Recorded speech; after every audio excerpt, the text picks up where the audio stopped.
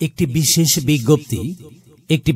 বিজ্ঞপ্তি এত দ্বারা মাদলা ও খোট্টাপাড়া ইউনিয়নের সর্বসাধারণের অবগতির জন্য জানানো যাচ্ছে যে অগ্রণী ব্যাংক পিএলসি মাদলা শাখার সকল খেলাপি ও বকেয়া কৃষি ঋণ গ্রহীতাদের খেলাপি ও বকেয়া কৃষি ঋণ পরিশোধের সময়সীমা আগামী 30 ডিসেম্বর 2024 তারিখ পর্যন্ত বৃদ্ধি করা হয়েছে।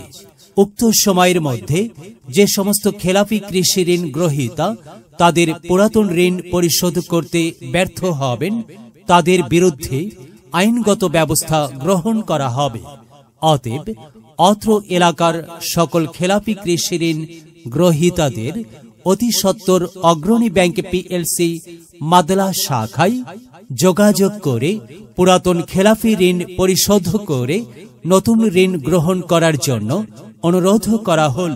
অনুরোধক্রমে ব্যবস্থাপক অগ্রণী ব্যাংক পিএলসি মাদলা শাখা বগুড়া।